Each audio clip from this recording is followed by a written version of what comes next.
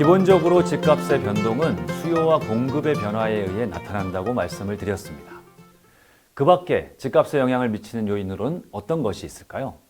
보다 정확하게 말하면 주택의 수요와 공급에 직접적으로 영향을 미치는 요인은 어떤 것들이 있을까요? 입지와 유동성, 정부 정책, 개발 호재 이런 것들이 집값 변동에 영향을 미치는 중요한 요인들입니다. 이 각각의 요인들에 대해 하나씩 간략히 살펴보겠습니다. 먼저 입지입니다. 자고로 부동산은 첫째도 입지, 둘째도 입지, 셋째도 입지라는 말이 있습니다. 그만큼 부동산은 그 입지가 중요하다는 겁니다. 입지에 따라 부동산의 가치와 가격이 결정됩니다. 주택의 입지를 결정하는 요인은 여러 가지가 있는데요. 대표적으로 교통, 교육, 편의성, 환경 이렇게 네 가지 요인을 들 수 있습니다. 입지가 좋은 곳과 그렇지 못한 곳과의 격차는 시간이 갈수록 점점 벌어지게 돼 있습니다. 교통이 좋은 곳일수록, 교육 환경이 좋은 곳일수록, 주변에 생활 인프라가 발달한 곳일수록, 그리고 환경이 좋은 곳일수록 집값이 비쌀 수밖에 없죠.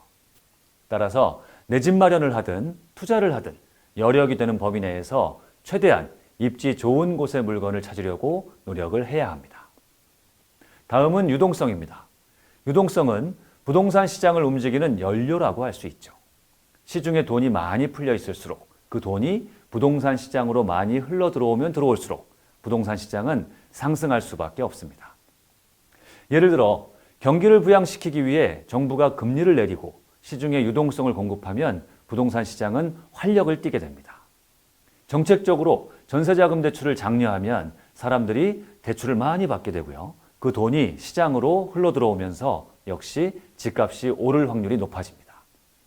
따라서 집값 전망을 할 때에는 시중에 돈이 얼마나 많이 풀려 있는지를 살피는 것이 좋습니다.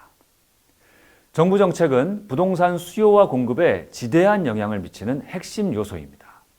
수요적인 측면에서 집값이 많이 올라서 정부가 규제 정책을 펴면 시장의 수요는 줄어들고 가격은 하락합니다.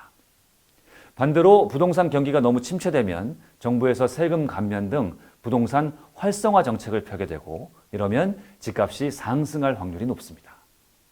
공급적인 측면에서도 정부 정책은 큰 영향을 미치는데요. 정부가 신도시를 지정하거나 재개발, 재건축 등 도심 정비 사업에 대한 정책을 펼 때마다 부동산 공급은 출렁이게 되고 그에 따라서 집값도 변하게 됩니다. 따라서 부동산 시장을 잘 읽으려면 정부 정책을 잘 이해해야 합니다. 마지막은 개발 호재입니다. 부동산은 그 특성상 개발 호재의 영향을 많이 받습니다. 대표적인 개발 호재로는 교통 호재와 일자리 호재를 들 수 있습니다. 교통이 좋지 않은 곳에 지하철이 개통되면 그 지역의 집값은 수직으로 상승합니다. 어떤 지역에 양질의 일자리가 들어서면 역시 주택 수요가 많아져서 집값이 오르게 됩니다. 따라서 내 집 마련을 하든 투자를 하든 가급적이면 풍부한 개발 호재가 있는 곳에 해야 한다는 것은 불문율이라고